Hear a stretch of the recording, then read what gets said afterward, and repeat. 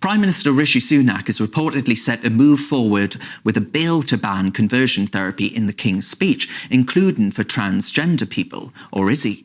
The Times reported this week that the Prime Minister will include a draft bill in the King's Speech in November, which will make it a criminal offence to attempt to change someone's sexuality and gender identity in England and Wales. But now other reports are claiming that this may not be the case and another U-turn may well be on the way. We've got Jayne, the chair of the Ban Conversion Therapy Coalition. She spoke to The Eye this week about this topic, and she's been kind enough to speak to us now. Albie, you're going to speak to Jayne. Take it away. Jayne, thank you so much for joining us this evening. I understand that you've actually been through this conversion therapy process, Jayne. Maybe talk to us a little bit about what conversion therapy actually is and why the government needs to ban it, in your opinion. Thanks, Albie. Well, conversion therapy is an umbrella term that can mean any practice that seeks to change, cure, or suppress a person's sexual orientation or gender identity. And it can take any form from, in religious settings, prayers and exorcisms, through to more violent forms of people being physically threatened, to sadly even forced rape, to verbal forms, frankly anything that has the predetermined purpose, a mindset by the perpetrator that says that who you are is not acceptable, either in our religion or in our culture, and that you must somehow change or suppress who you are.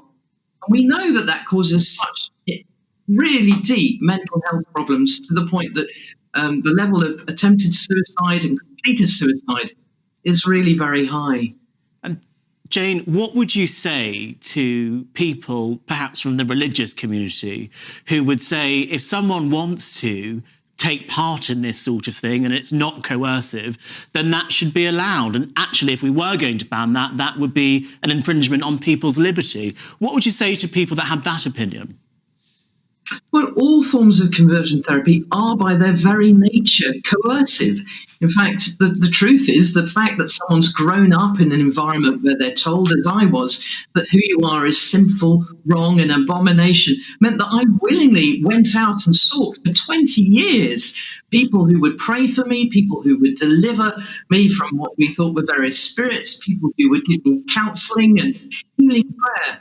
And it meant that I ended up in hospital fighting for my life, with my body cracking up under the strain. And I know so many others haven't actually survived that. So all forms are coercive and need to be banned.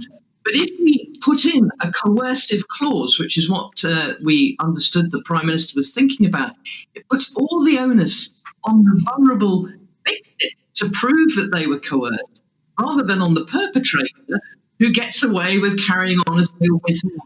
So, Jayne, when you hear ministers like Kemi Badenoch talking about unintended consequences, and that it cannot be right that therapists who are having challenging conversations with people suffering from gender distress about transitioning cannot be criminalised, what do you say to that? Because surely it cannot be right that therapists and families having those difficult conversations are banned from doing so as a result of this legislation. Well, it's complete hogwash, Albie. Nobody's banning those conversations, and Kemi knows that. This is purely a ruse by those who have a different agenda, who don't like trans people, who don't think that young people should be exposed to trans, what they call ideology.